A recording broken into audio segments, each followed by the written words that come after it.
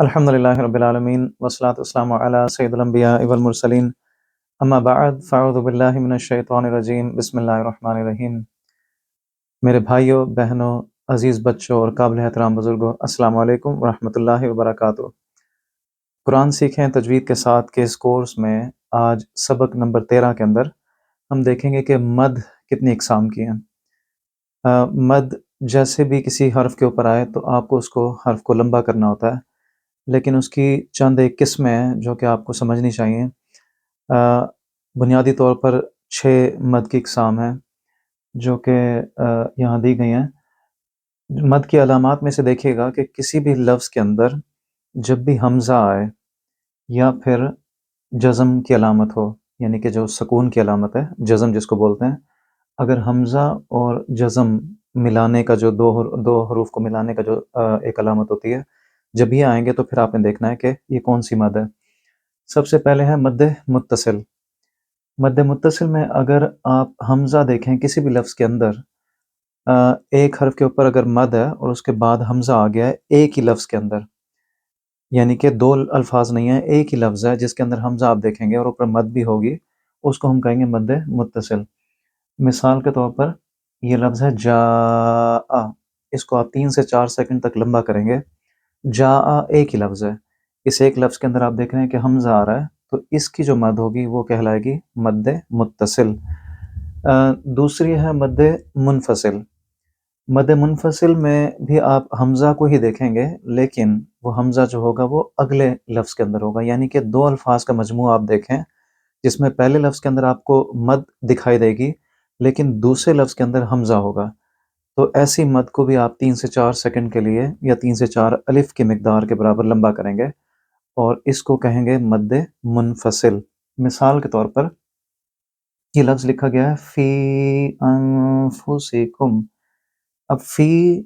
بذات خود ایک لفظ ہے، انفسکم دوسرا لفظ ہے، اور فی کے اوپر آپ مد دیکھ رہے ہیں، اور یہ جو حمزہ ہے یہ حمزہ جو نون کے ساتھ مل رہا ہے، یہاں نون اخفا ہے کیونکہ نون کے بعد ہے فا، تو آپ نے یہاں غنہ بھی کرنا ہے اور فی کو 3 سے 4 سیکنڈ کے لمبا کریں گے۔ انفسکم میں حمزہ ہے لہٰذا یہ ہے مد منفصل، اس کو بولیں گے فی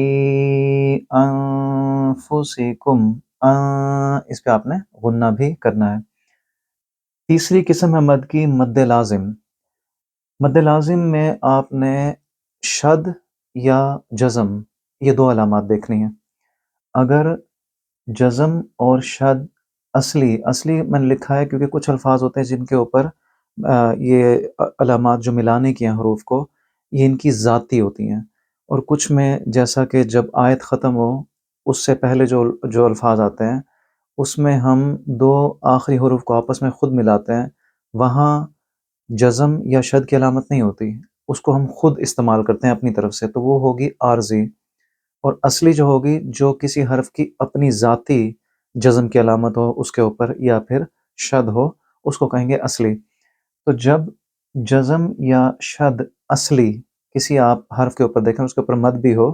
تو وہ مد کہلائے گی مد لازم۔ اس کی مثال دیکھیے جانن، اب یہ ایسا لفظ ہے سورہ رحمان میں بھی 2-3 مرتبہ استعمال ہوا، قرآن پاک میں کافی جگہ پر آپ دیکھیں گے یہ لفظ۔ یہاں جیم کو نون کے ساتھ ملائیں گے تو پھر یہ مکمل لفظ بنے گا، تو نون کے اوپر جو شد ہے وہ اس کی اپنی ذاتی شد ہے جس کو ہم اصلی شد کہیں گے، تو اس کو بولا جائے گا جانن۔ یہاں کیونکہ نون کے اوپر نون مشدد ہے، آپ نے یہاں غنہ بھی کرنا ہے، تو اس کو بولا جائے گا جانن، 3 سے 4 سیکنڈ کے لیے اس کو لمبا کریں گے، تو یہ ہے مد لازم۔ مد لین لازم، آپ کو یاد ہوگا سبق نمبر 4 یا 5 میں آپ کو لین حروف پڑھائے گئے تھے،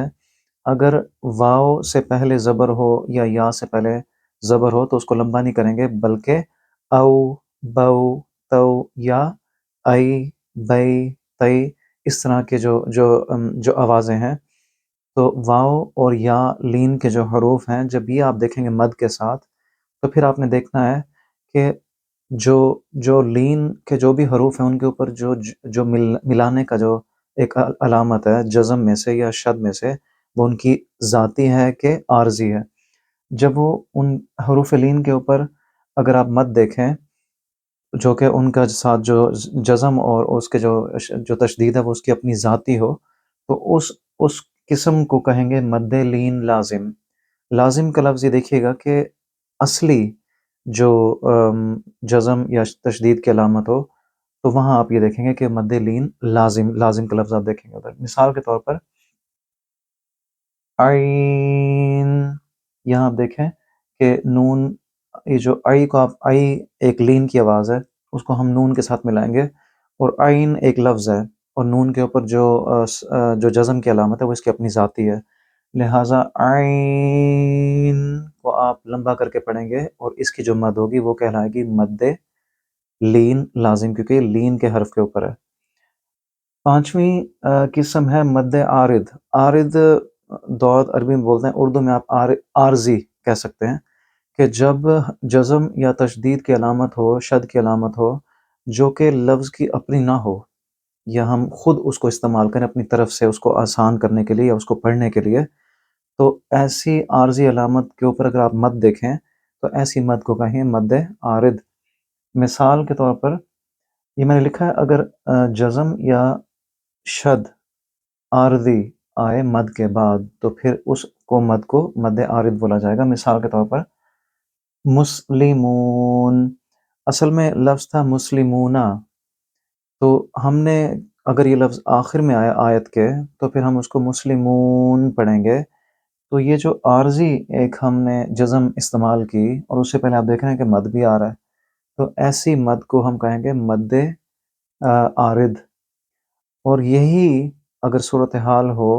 لین کی آواز کے بعد، یا واو لین یا یا لین کے بعد، اگر آپ یہی مد دیکھیں جس میں جو جزم کی علامت ہے یا شد کی علامت ہے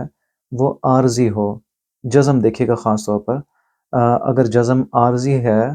تو پھر اس کو ہم مد لین عارض کہیں گے۔ لین میں لازمی طور پر آپ نے حروف لین کو دیکھنا ہے کہ وہاں حروف لین میں سے واو یا یا میں سے کوئی ہے کہ نہیں۔ اگر وہ لین کا آپ کو آواز نہیں نظر آتی یا لین کے حروف نظر نہیں آتے تو پھر وہ مد عارض ہوگا، لین عارض نہیں ہوگا۔ یہاں لکھا گیا ہے کہ جزم اور شد جو کہ عارضی طور پر ہیں، اگر وہ آتے ہیں لین حرف کے بعد تو ایسی مد کو مد لین عارض بولیں گے۔ مثال کے طور پر خوف، جیسے سورہ قریش میں وَآمَنَهُم مِّن خوف، خوف جو ہے وہ لین کا لفظ ہے اور اس کو ہم ملا رہے ہیں فا کے ساتھ۔ خوفن تھا لیکن ہم نے فا کو ہم نے خو کے ساتھ ملا دیا ہے۔ ایسی جو علامت ہے جو ہم نے خود استعمال کی ہے لفظ کو بولنے کے لیے، تو یہ عارضی علامت ہے، لہٰذا خوف کو آپ لمبا بولیں گے، اور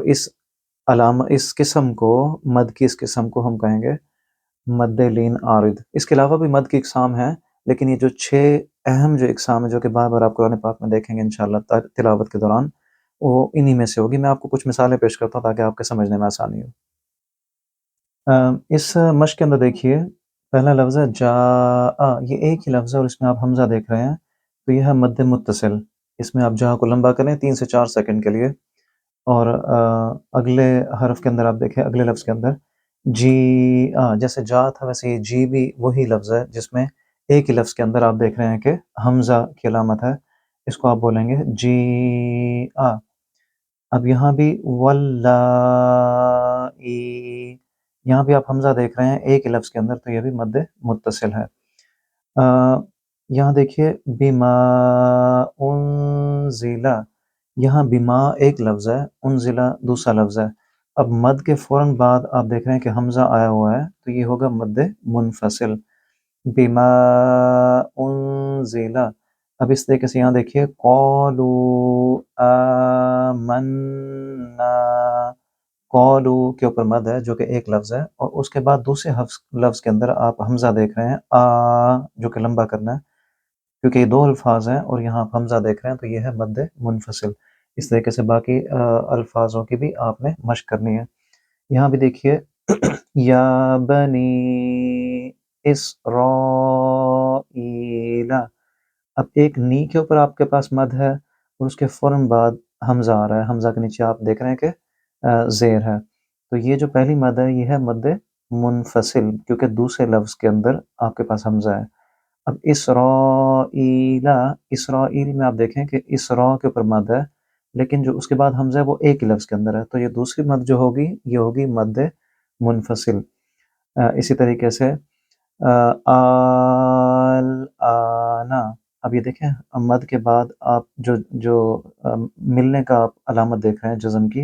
वो क्योंकि एक ही लफ्ज़ के अंदर है, लिहाजा ये होगी मद लाज़िम, आल आना। और इसके बाद आप देखिए जानून, एक ही लफ्ज़ के अंदर आप देख रहे हैं कि मद के बाद आप शद की अलामत देख रहे हैं जो कि असली अलामत है, ये होगा मद लाज़िम जानून। लिहाजा आपने इन तमाम हरूफ की जो है ना आपने मश्क करनी है। यहाँ देखिए जैसे आखिरी दो हरूफ में देखिए खौफ़िन, इसको हम बोलेंगे खौफ। यहाँ एक तो खौ आप देखते हैं कि ये लीन का हर्फ है, और उसके बाद फ़ा दो के नीचे दो ज़ेर जो है इसको हम छोड़ देंगे जब इसको इकट्ठा पढ़ेंगे खौफ। तो ये आर्ज़ी एक अलामत हम अपनी तरफ से इस्तेमाल करेंगे और उससे पीछे लीन है, लिहाजा ये होगा मद्द लीन आरिद। इसी तरीके से रई, कुरैश, जैसे सूरतुल कुरैश के अंदर है कुरैश। अब यहाँ रई एक लीन की आवाज़ है,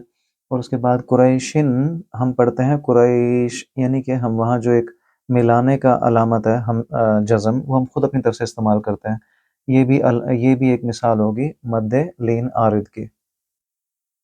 तो भाइयों और बहनों, जैसा कि आपने अभी मश्क के अंदर देखा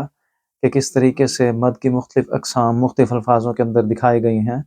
आप इसको वीडियो को पॉज़ करके